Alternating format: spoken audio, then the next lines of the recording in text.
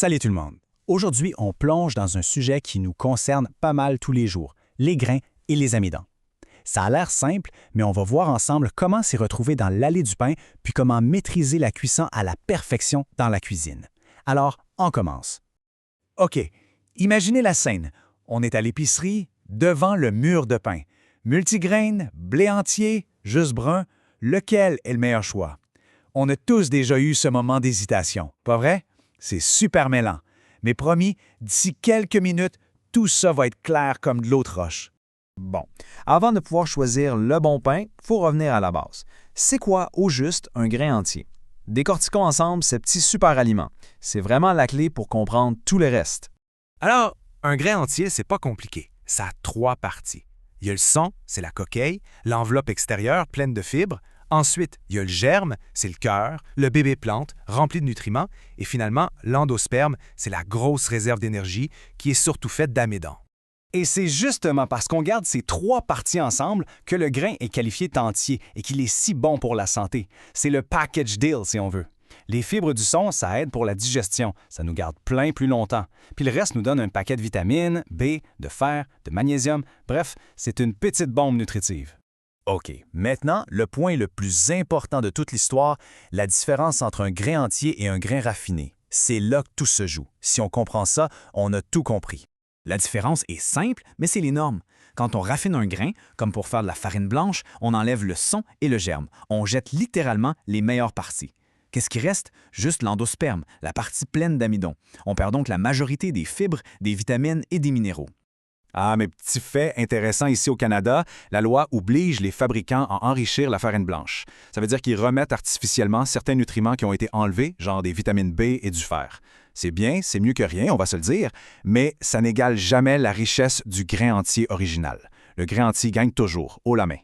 Bon, assez de théorie. On retourne à l'épicerie, armé de nos nouvelles connaissances. C'est le temps de jouer au détective avec les étiquettes de pain.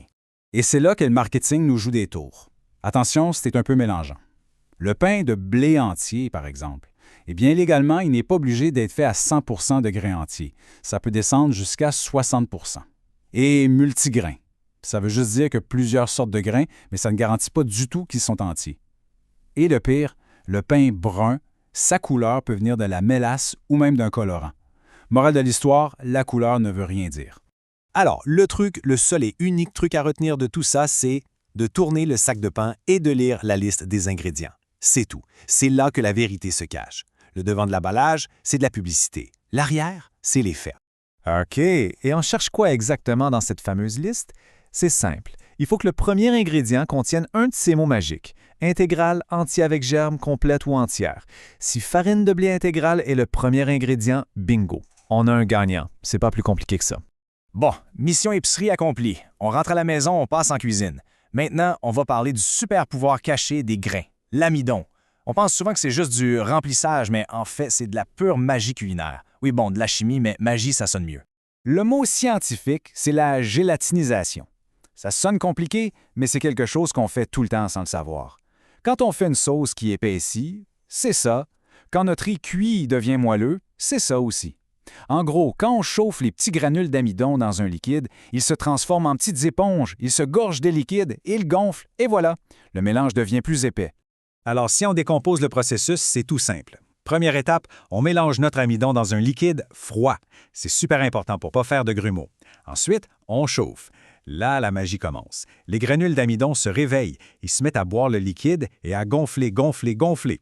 Et à la fin, notre liquide devient épais, crémeux. Il se transforme en gel. C'est le secret d'une sauce parfaite. Maintenant, on va appliquer cette science à 2 des choses les plus communes qu'on cuisine, le riz et les pâtes.